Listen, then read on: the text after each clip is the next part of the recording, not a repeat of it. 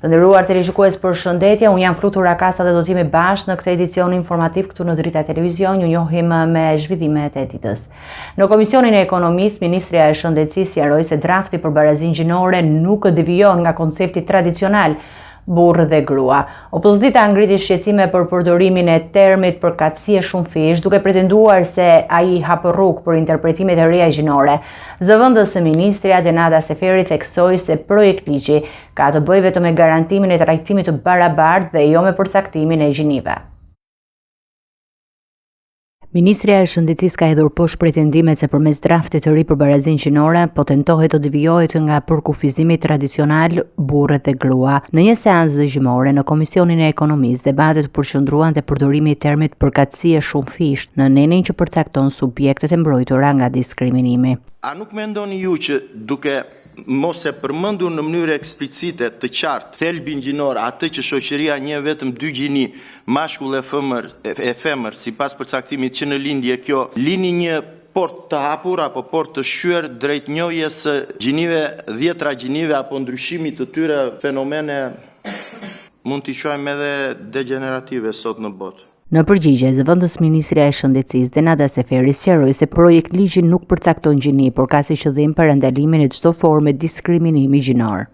Për sa i përket këtij grup pyetjesh, më lejoni që të sqaroj qartë që koncepti i gjinisë në këtë projektligj nuk krijon kategori të reja juridike të gjinive, por përfshin qasjen e integruar ndaj diskriminimit me bazë gjinore. Të gjitha këto në përputhje me ndryshimin për ligjin që ka ndodhur nga mosdiskriminimi dhe praktikat më të fundit të BE-s. Siç ju e vutëre gjatë gjithë projektligjit, unë kam përdorur fjalët e binaritetit burrë dhe grua. Dhe në fakt projektligji nuk devijon nga ky binaritet, burrë dhe grua, në kuptimin e gjithë përfshirjes apo në kuptimin e përkatësisë të shumëfisht, kemi të bëjmë me një vizion dhe me një koncept tjetër. Mund ta shpjegoj me fjalë shumë të thjeshta. Ky ligj për barazinë gjinore nuk përcakton gjini. Ky është një ligj i cili shprehet për mosdiskriminim gjinor dhe për mosdiskriminim me bazë gjinore mes burrit dhe gruas, ku gruaja nuk duhet të diskriminohet në fusha të ndryshme të veprimtarisë shoqërore. Kandidati i pavarur i Tiranës, Florian Binaj, po krijon aleanca me partitë opozitare për fushatën e zgjedhjeve lokale. Në konferencën e tij të parë mediatike, Binaj shprehu besimin se bashkimi i forcave opozitare do të sjellë një fitore historike. Ai bëri thirrje për mbështetje nga qytetarët pa dallim partie. Sipas tij, ky është takimi i parë i një serie takimesh që do të forcojnë koalicionin opozitar.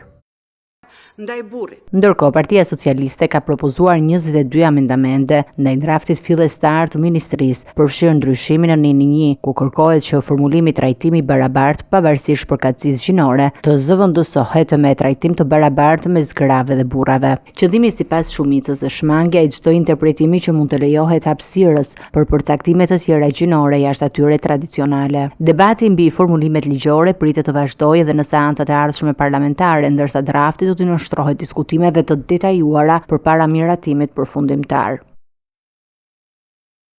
Florian Binaj, kandidati i pavarur për Bashkinë e Tiranës, ka nisur një fushatë të koordinuar me përfaqësuesit e partisë opozitare, duke synuar të krijojë një front të përbashkët për zgjedhjet lokale. Pas një mbledhje me koordinatorët e partive, Binaj zhvilloi konferencën e tij të parë mediatike, ku shprehu optimizëm për bashkëpunimin dhe potencialin për fitore. Ai theksoi se aleanca e krijuar është një hap i rëndësishëm dhe një tregues i jashtëzakonshëm i energjisë që pritet të prodhohet gjatë fushatës.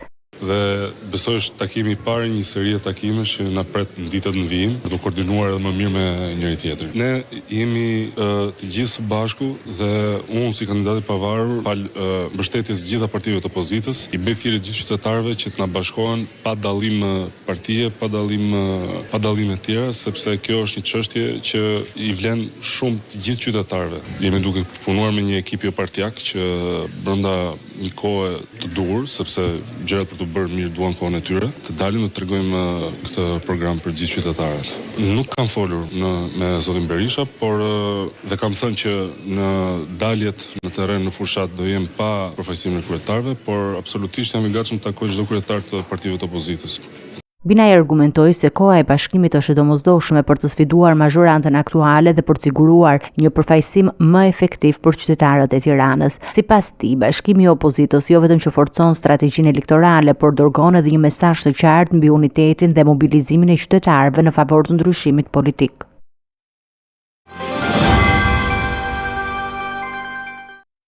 Apeli i gjykatës së posaçme ka urdhëruar SPAK-un që të nisë hetimet për kryebashkiakun e socialist të Lushnjës, Eriselda Sefa, e kallëzuar për falsifikim dokumentash dhe veprime që pengojnë zbulimin e së vërtetës. Kallëzimi i qytetarit AH ka të bëjë me dhënien me qiratë të një pasurie publike në qendër të qytetit me pretendime për falsifikime në procesverbale dhe dokumente. Apeli i gjykatës së posaçme ka rikthyer çështjen për hetim ndaj kryebashkiakes së Lushnjës, Eriselda Sefa, e kallëzuar që prej 30 nëntorit nga një qytetar me inicialet AH. Kallëzuesi akuzon Sefën për falsifikim dokumentash dhe veprime që pengojnë zbulimin e së vërtetës, duke shkelur ligjin gjatë procedurës së dhënies me qiratë një pasurie publike në rrugën Kongresi i Lushnjës. Sipas kallëzuesit, në dokumentet dhe procesverbale të dëgjesave publike janë kryer falsifikime, ndërkohë që edhe projekti për miratimin e dhënies me qira për këtë ambient dyshohet të jetë manipuluar. Rasti i dytë i denoncuar lidhet me veprimet e kryebashkiakes gjatë shqyrtimit të praktikës nga SPAK, ku ajo dyshohet se ka penguar organet e procedurës duke mos i dorëzuar materiale të plota, duke krijuar dyshime për qëllim të qëllimshëm. SPAK ishte propozuar më parë pushimin e çështjes duke marrë aprovimin edhe të shkallës së parë, por ankimi i qytetarit me iniciale AH në apel ka detyruar rinisjen e hetimeve. Materialet që pritet të shqyrtohen konsiderohen të rëndësishme, pasi mund të hedhin dritë mbi veprimet e kryebashkiakes dhe të japin provat e nevojshme për përcaktimin e një qëndrimi penal. Ky vendim tregon se apeli është i vendosur të garantojë transparencë dhe ndjekje të drejtë ligjore, pavarësisht statusit politik të kallëzuesit. Presidenti i Partisë së Lirisë Ilir Meta ka kërkuar heqjen e masës së sigurisë një vit pas arrestimit të tij. Avokati i tij mbrojtës Kujtim Çakrani i është drejtuar GKK-s për të rrëzuar vendimin e mëparshëm të gjykatës. Meta dhe deputetja kryemadhe dyshohen për favorizim të kompanive private, pastrim parash dhe mosdeklarim të ardhurave. Presidenti i Partisë së Lirisë Ilir Meta ka kërkuar zyrtarisht shuarjen e masës së sigurisë që e mban në qeli për një viti. Avokati i tij Kujtim Çakrani është drejtuar gjykatës së posaçme të apelit përmes një shkrese duke kërkuar rrëzimin e vendimeve numër 125 dhe numër 130 të tetorit 2024 si dhe vendimin numër 55 të nëntorit 2024, duke argumentuar se nuk ka bazë ligjore për vazhdimin e mbajtjes së tij në masën e sigurisë. Meta u arrestua në 21 tetor të vitit 2024 së bashku me deputeten Monika Kryemadhi dhe dyshohet se në bashkëpunim me funksionarë të tjerë shtetëror gjatë një periudhe 15 vjeçare kanë favorizuar kompani private duke kryer veprimtari lobimi në SBA dhe shitblerjesh baneshtash në këmbim të përfitimeve të konsiderueshme financiare, të cilat nuk i kanë deklaruar në ILDKPI dhe KQZ. Kryemadhi po hetohet nga SPAK për 3 akuza: pastrim parash, korrupsion dhe mosdeklarim të ardhurave. Gjykata la me 23 tetor masën detyrim për të paraqitur në policinë gjyqësore për të njëjtat vepra penale ndaj Kryemadhit dhe ndaj Ema Çokut për pastrim parash. Ndërkohë, Piro Xhixho, i hetuar për korrupsion pasiv, ka ndryshuar masën e sigurisë nga arrest në shtëpi në detyrim për të paraqitur në policinë gjyqësore. Të tre të hetuarit aktualisht ndodhen në këtë masë sigurie që kërkon paraqitje periodike në organet e procedurës duke lehtësuar kontrollin dhe mbikëqyrjen e tyre ligjore. Vendimi i GKK-s mbi kërkesën e Metës pritet të vendosë nëse ai do të mbetet në burg apo masa e sigurisë do të ndryshohet, duke patur parasysh vlerësimin e gjykatës për rrezikun e arratisjes apo pengimin e hetimeve.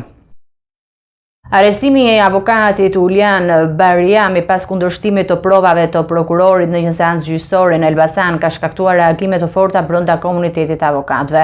Kreu i dhomës kombëtare të avokatisë, Max Haxhia, i konsideron rastin kulmin e një fryme të paprecedent ku pala mbrojtëse nuk trajtohet si e barabartë. Haxhia paralajmëron se një përsëritje e ngjashme mund të çojë në bojkot më afatgjatë. Rasti i ndalimit të avokatit Ulian Bajrami ka shkaktuar një valë shqetësimesh në komunitetin e profesionistëve të drejtësisë. Bajrami u arrestua të shtunën nga policia gjyqësore e Elbasanit me akuzën se kishte kërcënuar prokurorin Gjergj Ceka gjatë një seance gjyqësore, por vetë avokati ka pohuar se në të vërtetë ai u kundërshtua nga prokurori pasi i kundërshtoi provat e paraqitura. Kreu i dhomës kombëtare të avokatisë, Max Haxhia, e ka cilësuar ndalimin si një kulm të frymës së paprecedent, ku pala mbrojtëse nuk trajtohet vlerësohet si e barabartë në proces. Ai kritikoi organet e reja të drejtësisë duke përfshirë Këshillin e Lartë të Prokurorisë, Këshillin e Lartë Gjyqësor dhe Inspektoratin e Lartë të Drejtësisë për mungesë reagimi ndaj rasteve të tilla dhe për plogështi në funksionimin e sistemit. Haxhia paralajmëroi se nëse një ngjarje e ngjashme përsëritet, avokatët do të vendosin të bojkotojnë proceset gjyqësore jo për një ditë apo javë, po për muaj, duke treguar seriozitetin e reagimit të tyre. Sipas tij, kupa është mbushur dhe po që se do të ketë raste të tilla, ju garantojmë se do të abandonojmë të gjitha proceset për muaj. Ky incident ka nxjerrë në pa tensione në sistemin e drejtësisë shqiptare dhe ka vënë në qendër të vëmendjes barazinë e palëve në procesin gjyqësor, duke nxitur debate mbi rolin e prokurorëve dhe respektimin e të drejtave të avokatëve. Inspektoriati i Lartë i Drejtësisë ka nisur verifikime për ndalimin e avokatit Ulian Barjami nga Policia e Elbasanit. Kontrolli përfshin regjistrime audio dhe transkriptime nga seanca e datës 17 tetor, ku përfshin në debat mes prokurorit, gjykatës dhe avokatit. Dhoma Kombëtare e Avokacisë e ka konsideruar ndalimin një precedent rrezikshëm për sistemin e drejtësisë dhe ka shpallur bojkot 5 ditor.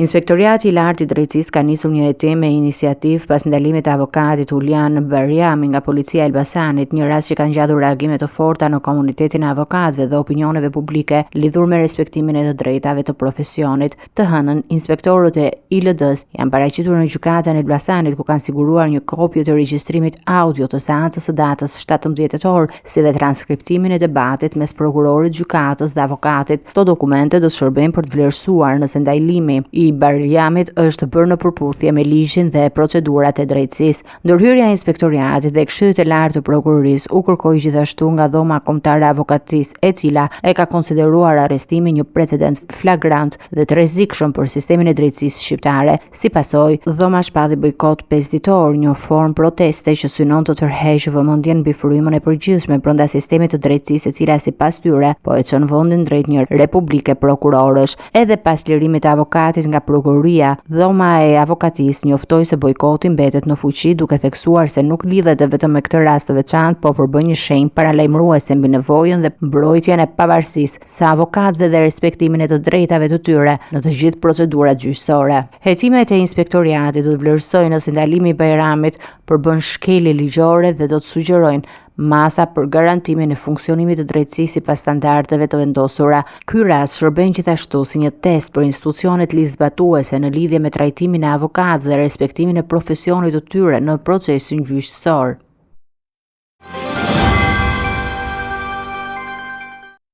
Gjykata e Apelit të Posaçëm ka lënë në fuqi masën arrest me burg për Saba Nuzin, i akuzuar për rrëmbimin dhe vrasjen e Klevis Dheshit. Ngjarja e ndodhur në verën e vitit 2020. Pas 5 vitesh hetime, SPAK ka mundur të zbardhë një prej historive më të ndërlikuara të hakmarrjes të madh, duke identifikuar personat e përfshirë dhe zbuluar porositësinë e krimit. Gjykata e Apelit Posaçëm kundër korrupsionit dhe krimit të organizuar ka vendosur të lërë në fuqi masën e sigurisë arrest me burg për Saba Nuzin pas ankimimit të bërë nga mbrojtja e tij.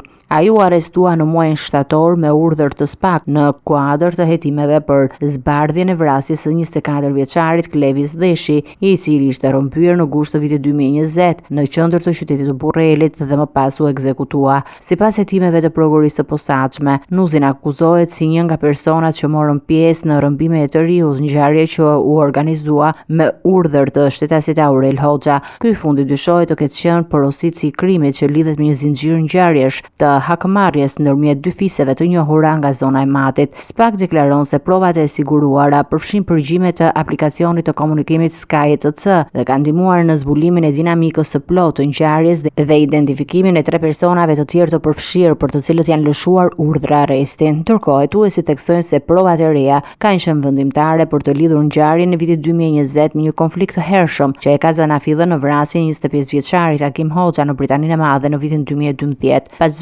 shtukjes së Dheshit, MIT ngriti publikisht alarmin për rrëmbimin duke abuzuar drejt për së drejti fisin Hoxha si përgjegjës për fatin e djalit. Pavarësisht kërkimeve disa vjeçare, trupi i pajetit Klevis Dheshit u gjetë rastësisht vetëm në shkurt të vitit 2023 në një zonë të pyllëzuar pranë fshatit Shpërdhet afër Mamurasit. Hetimet e SPAK-ut vijojnë ndërsa për disa nga personat e shpallur në kërkim janë lëshuar urdhër ndërkombëtar arresti. Prokuria e posaçme pritet që në javët e ardhshme të finalizojë dosjen për ta dërguar vazhduar në gjykim akuzat e vrasjes me paramendim rrëmbimit në bashkëpunim dhe pjesëmarrjes në grup të strukturuar kriminal. Ky vendim i apelit i vjen si një konfirmim qëndrimit të GJK-s që e konsideron Nuzin një hallk të rëndësishme në zbardhjen e një prej ngjarjeve më të rënda kriminale me motive hakmarrje në veri të vendit.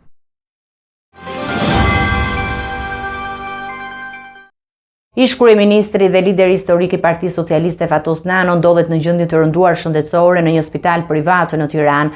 Ai është në reanimacion prej 13 ditësh pas një arresti kardiorespirator, ndërsa dje psoi një arrest të dytë kardiak. Sipas burimeve nga spitali, gjendja e tij është përkeqësuar dhe nuk është më koshient.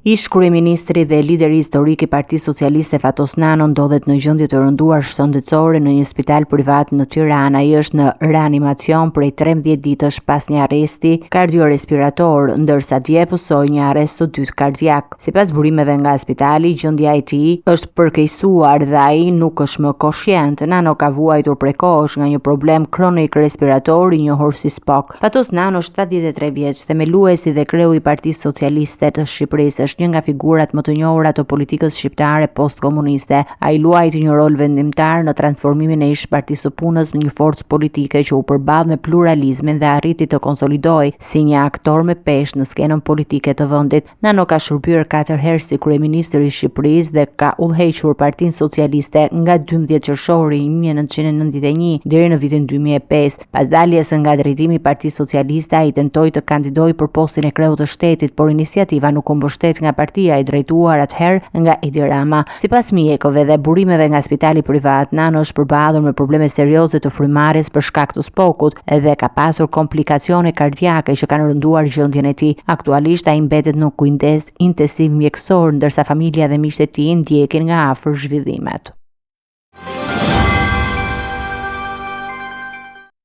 2 shtetas kinez janë arrestuar në aeroportin e Rinasit pas përndjekjes për të futur në Shqipëri 61 kg hashash me përqindje të lartë të HC-je.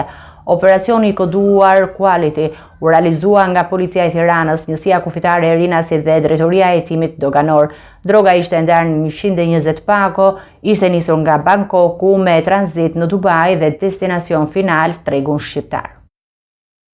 Operacioni antidrog i koduar Quality rezultoi me arrestimin e 2 shtetasve kinez 37 dhe 48 vjeç të kapur në flagrancë në aeroportin e Rinasit. Gjatë kontrollit të bagazheve të tyre, autoritetet sekuestruan 61 kg kanabis të ndarë në 120 pako me përqindje të lartë të HC-je. Sipas hetimeve paraprake, droga kishte udhëtuar nga Bangkoku i Tajland me tranzit në Dubai të Emirateve të Bashkuara Arabe dhe kishte destinacion tregun shqiptar. Operacioni u zhvillua në bashkëpunim mes Policisë së Tiranës, Njësisë Kufitare të Rinasit, Njësisë së Informacionit për Pasagjerët dhe Drejtorisë së Hetimeve Doganore, duke siguruar një kontroll të plotë të pasagjerëve dhe bagazheve. Policia po vijon hetimet për të identifikuar nëse ky rast lidhet me një rrjet më të gjerë trafiku të narkotikëve apo përbën një përpjekje individuale të 2 shtetasve kinez.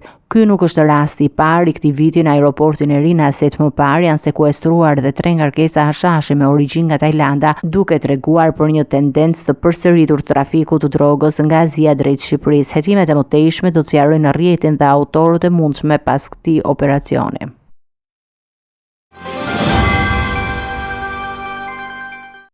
Në ditën e 7 të grevës së urisë dhe grevës së përgjithshme të Bankers Petroleum, punonësit e sektorit hidrokarbur në Marines vazhdojnë të jenë në gjendje të rënduar shëndetësore. 3 grevistë kanë marrë trajtim mjekësor, ndërsa një tjetër është shtruar në spital pas humbjes së ndjenjave dhe një fraktura.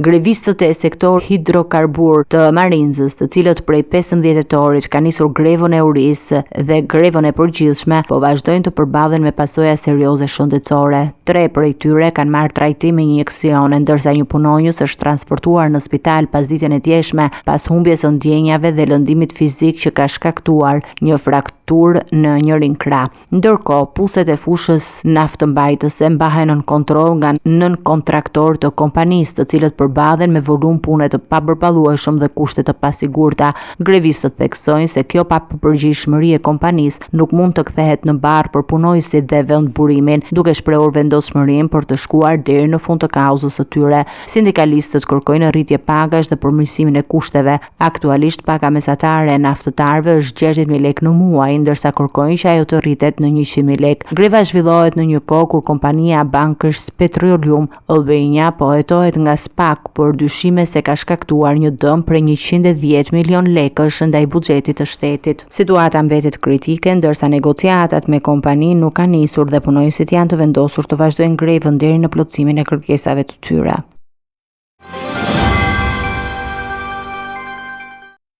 Të nderuar teleshikues, do të njihemi me parashikimin e motit. Territori shqiptar për datën 22 tetor 2025 do të jetë në ndikimin e masave ajrore të qëndrueshme me mot kryesisht të kthjellët dhe vranësira të pakta kalimtare. Në zonat malore verilindore pritet të ketë mjegull të lehtë në orët e para të mëngjesit, ndërsa gjatë ditës moti do të jetë i qëndrueshëm dhe me diell në të gjithë territorin. Nuk priten rreshje shiu. Temperatura minimale pritet të zbresë deri në 7 gradë Celsius, ndërsa ajo maksimale do të arrijë deri në 24 gradë Celsius në zonat e ulta dhe qendrore. Gjatë ditës pritet të ketë rreth 7 deri në 8 orë diell. Era do të fryejë lehtë nga drejtimi jug-perëndimor me shpejtësi 3 deri në 5 metra për sekond, ndërsa përgjatë bregdetit do të arrijë deri në 6 metër për sekond. Deti do të ketë dallgëzim të ulët deri mesatar rreth 1 deri në 2 ball. Indeksi ultraviolet për Tiranën më 22 tetor 2025 pritet të jetë i moderuar rreth 3. Sipas burimeve astronomike, lindja e diellit në Tiranë më 22 tetor do të jetë në orën 6:53, ndërsa perëndimi në orën 17:57 minuta. Temperaturat minimale dhe maksimale për disa qytete kryesore të Shqipërisë do të jenë si më poshtë. Shkodër, 10 deri në 20 gradë Celsius. Kukës, 7 deri në 16 gradë Celsius. Peshkopi, 7 deri në 16 gradë Celsius. Tiranë, 10 deri në 23 gradë Celsius. Durrës, 13 deri në 23 gradë Celsius. Kavaj, 12 deri në 22 gradë Celsius. Elbasan, 10 deri në 22 gradë Celsius. Berat, 10 deri në 23 gradë Celsius. Korç, 7 deri në 17 gradë Celsius. Vlorë, 13 deri në 23 gradë Celsius. Gjirokastër, 10 deri në 22 gradë Celsius. Sarand, 14 deri në 24 gradë Celsius. Territori i Kosovës për datën 22 tetor 2025 do të jetë në ndikimin e masave ajrore të freskëta dhe të qëndrueshme me moti të kthjellët dhe ndonjë vranësirë kalimtare. Nuk priten rreshje shiu, ndërsa orët e mëngjesit do të jenë të ftohta e me mjegull të lehtë në disa rajone.